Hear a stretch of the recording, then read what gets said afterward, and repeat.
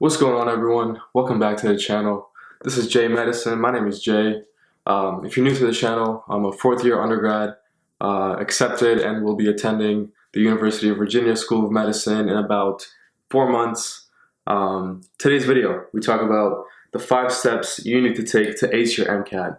My first video that I uploaded, I was talking about how I got a good score on my Mcat without completely ruining my social life. I'll link that up somewhere around here. And I said that in a future video I'll get more into detail on exactly how I studied, how to prepare for it. This is that video, so let's get into it. By the way, the question that I think someone asked me in one of the comments was what I got. So my score on the MCAT was a 517. That was a 95th percentile score. Worked well for me, so there's that answer. Step number 1, use the right books. A lot of people spend way too much time picking the books that they want to use. There's 3 big ones. There's Exam Crackers, there's Kaplan, and there's Princeton. So let's look at some pros and cons of all 3 of them. Exam Crackers. So, Exam Crackers is kind of known to be like the detailed book. They go very in depth. They dive into it. They explain to you a lot of stuff. Personally, not a huge fan of Exam Crackers. I had kind of a bad experience with them. I'll explain that later on in this video, but most people like it. They've got kind of like a laid-back teaching style. They're kind of like funny sometimes, I guess. They have these 30-minute practice tests at the end of the book. They have like 3 to 4 quizzes and about 67 questions in each of the chapters. So they give you a lot to study. They pretty much they give you a lot of detail, and they give you enough for you to do well. The downside, a lot of people complain that there's way too much detail, and there's some stuff on there that isn't really on the MCAT. But a lot of people like the detail, so you got to take it with a grain of salt, I guess. Number 2, Kaplan. Kaplan is my personal favorite. It's the one that I used. Their material is really good. It's updated to match the AAMC guidelines. They're very concise. They don't, they literally go out of their way to tell you what you don't need to study. I love that so much because I saved so much time not studying anything I didn't have to study. But I guess the downside is a lot of people say it doesn't go enough into detail. But personally for me, anytime I needed more detail, I would just kind of go on Khan Academy and just look up some videos or anything like that. But I didn't even find myself having to do that a lot just because they were so concise, and they put everything exactly how it needs to be, and they didn't really waste any time with it. So personally, my personal favorite is Kaplan. The number 3 biggest one is Princeton, the Princeton Review. It's pretty much like Kaplan, except they go a little bit more into depth. They have the same, the 3 practice, the online tests that they give you at the end, the little end of chapter reviews. Kaplan has that too. They just go a little bit more into detail. But one downside is a lot of people say it's kind of outdated. It's not completely like, the questions don't like 100% correspond to the guidelines that are set by AAMC. But it's all your decision. Personally, if it were me, I would go back to Kaplan. I think it did well for me. So just whenever you're choosing your books, make sure you know what you want. If you need the detail, go for the detail. If you want concise, go for concise. If you want somewhere in the middle, go for that. Number 2, make a timeline. It's really important to know when to study alongside knowing what to study. If you don't make a proper timeline, you might If you don't make a proper timeline, you might end up just being behind, or not knowing exactly where you are at a certain point. So give yourself a good 3 to 4 months to study. Personally, I did like 3 months of studying. I had just come out of my semester. I took biochemistry. That helped me a lot because it was just like a huge burden off my back, not having to go back and study all that. 3 to 4 months is good. Any less than that, I think you're gonna be left with not enough time to study for it. Any more than 4 months, I think you're just gonna end up being super tired at the end. And once MCAT test day comes around, you're just gonna be completely over it. So 3 to 4 months is kind of like the golden area. The first thing you want to do is just set your MCAT date on that date, and then just kind of divide and conquer. So if you have like 200 chapters you got to study, and 100 days you got to study for it, it's 2 chapters a day. You can knock it out, and just you can kind of have that plan. Don't sign up for the test date until I think about a month in advance. if you sign up for it way too early, which a lot of people do because they want to like solidify it, there's always emergencies that happen in life. There's, things take place. So I think any more than a month and you're risking that. Any less than a month and you might end up not having a seat on that day. So I think a month before you sign up for the MCAT. Number three, this is the biggest one. You have to study. Don't spend too much time preparing for it. Don't spend too much time thinking about, what do I have to do? Just sit down, dig into the books, put in the effort, put in the time, and how exactly you should be studying. This is something that I'm not going to talk about too much because as I said in my first video, the way you have to study is the way you've been studying. Everyone has a specific way of studying, and the thing that's going to work for you, what's been working for you the whole entire time in pre-med. Personally, if you want to know how I study, I pretty much read the books. I had three highlighters. I had a yellow highlighter, blue, and green with different levels of importance. I might have had like 4 or 5 highlighters if I wasn't colorblind, but those 3 colors I'm pretty good with. So that stopped me from like just highlighting everything and not knowing what was super important, what was just like kind of important. And then after that, I just took notes. So these are like the notebooks I had. Each one of these is like, so this is biochemistry. Biochemistry, took a bunch of notes, each chapter. I just had a bunch of notebooks like that.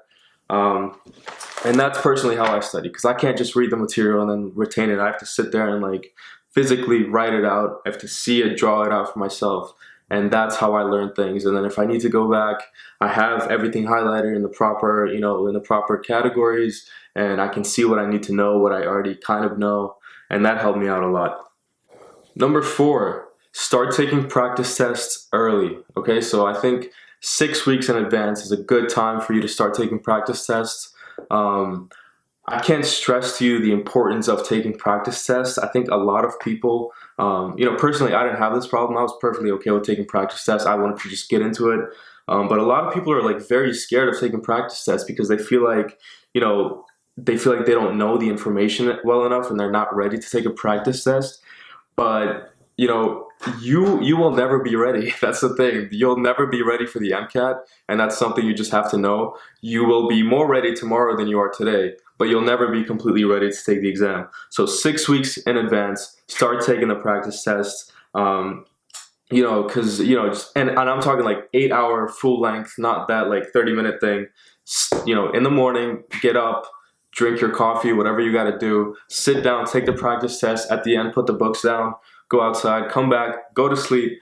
Next morning, you come back and you review the whole thing.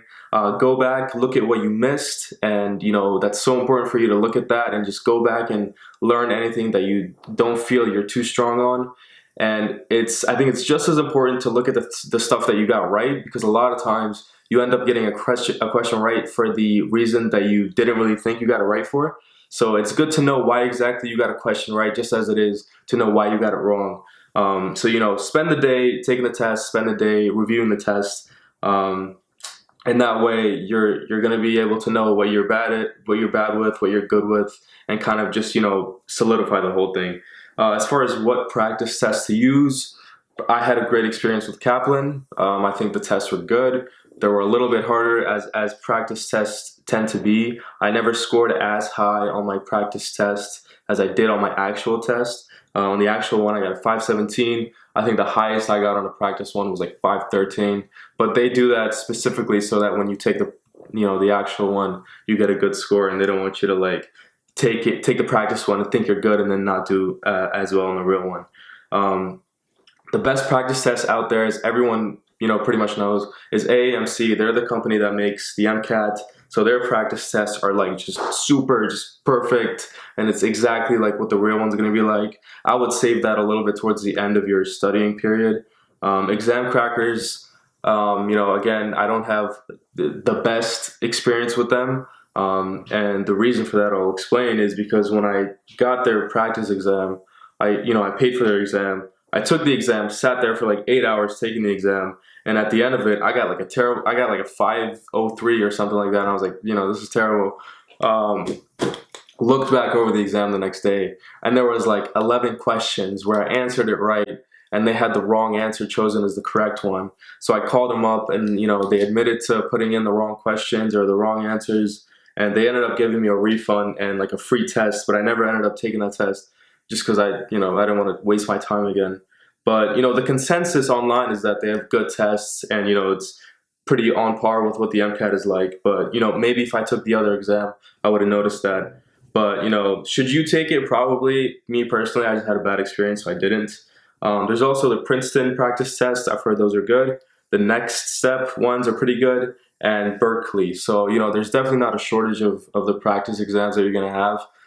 Just make sure you start taking it early and use it to your advantage, and just make sure that that even if you don't feel ready, for a practice exam, just take it anyway, because that's what's going to get you ready for the MCAT. Not really, studying for the material, even though that's important. I think about 30% of being ready for the exam is just knowing exactly what they're going to ask you. The conceptual questions, because a lot of questions they're gonna have like 3 right answers, and you're gonna have to know like which one of them is more right. And a lot of gauging what they want you to know, and how they want you to answer the questions, is just sitting there and taking the practice exams. Step number 5, take it easy the last few days to like a week before the exam. I think the last exam that I took was 7 days before. I didn't want to touch any other exam because I didn't want to go into the MCAT thinking, geez, I just did this like a few days ago. I don't want to do this again. Just relax a little bit, take it easy, maybe go over some of your notes. I think the week before I just sat there, I had these diagrams, so like I would sit there, and all of these, this is like developmental psychology, social theory, central dogma. I had a bunch of these, and they were all just like sticking on my wall. I was on some like Law and Order, like putting things together type of stuff. I just sat there and just kind of learned it, put everything together. And I didn't freak out. The day before my exam, I went out to a casino with my friends. I just relaxed, and coming into the MCAT the next day, I was just prepared to take it again. So you just got to kind of calm down.